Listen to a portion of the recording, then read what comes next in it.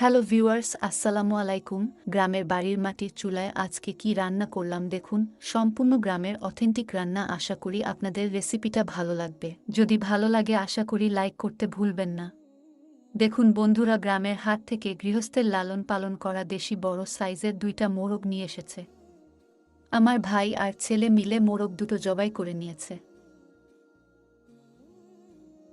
এবারে মোরগ দুটোকে আমি আপনাদেরকে কেটে দেখাবো। প্রথমে চামড়া ছিলে আলাদা করে নিয়েছি। এবারে মাঝারি সাইজের পিস করে কেটে নেব। মাংসগুলো কেটে ধুয়ে পরিষ্কার করে নিয়েছি।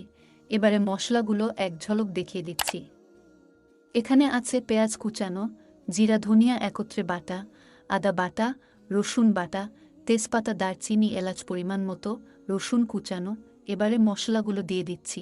প্রথমে দিলাম আদা বাটা 3 টেবিল চামচ পরিমাণ, রসুন বাটা 2 টেবিল চামচ, হলুদের গুঁড়া 1.5 টেবিল চামচ,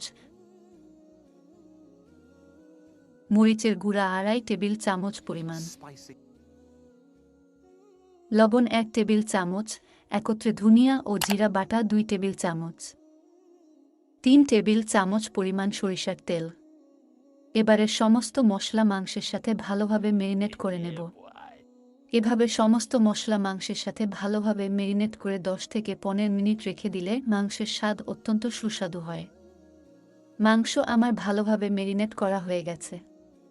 এবারে 15 মিনিট অপেক্ষা করব। এবারে চুলায় একটি অ্যালুমিনিয়ামের বড় হাঁড়ি বসিয়ে আধা কাপ সরিষার তেল দিয়ে দিলাম। তেলটা গরম হয়ে এলে 1 কাপ পেঁয়াজ কুচি দিয়ে দিলাম। 1.5 টেবিল চামচ রসুন কুচি দিলাম। পেঁয়াজ আর রসুন ভাজতে থাকব যতক্ষণ না ভাজা হয়ে কিছুটা গোল্ডেন কালার হয়ে আসে। দেখুন বন্ধুরা, মাটির চুলাতে কিভাবে দাও দাও করে আগুন জ্বলছে। এভাবে শহরের জীবন থেকে গ্রামে এসে লাকড়ির চুলায় রান্না করলে পিকনিক করছি মনে হয়। পেঁয়াজ রসুনের কালার গোল্ডেন হয়ে আসলে এর মধ্যে তেজপাতা দারচিনি থেতো করা এলাচ দিয়ে দিলাম। গরম মশলাগুলো 10 সেকেন্ডের মতো ভেজে নিলাম। এবারে মেরিনেট করা মাংস পাত্রের মধ্যে ঢেলে দিলাম। মিডিয়াম আঁচে মাংসটা কষিয়ে নেব। মাংসটা সময় নিয়ে কষাতে হবে যতক্ষণ পর্যন্ত সুন্দর একটা মশলা ভাজা এরোমা বের না হয়। আমি কিন্তু অফ ক্যামেরায় বেশ সময় ধরে মাংসটা কষিয়ে নিয়েছি। মাংসটা ভালোভাবে কষানো হয়ে গেছে। এবারে পরিমাণ মতো পানি দিয়ে দিতে হবে। প্রথমে আমি মেরিনেট করা পাত্র ধুয়ে সামান্য পানি দিয়ে অল্প সময় আরও কষিয়ে নিলাম। এবারে পরিমাণ মতো গরম পানি দিয়ে দিলাম। এখানে মোরগের বয়স হিসেবে পানি ব্যবহার করতে হবে। আমি আমার পরিমাণ মতো পানি দিয়ে দিয়েছি।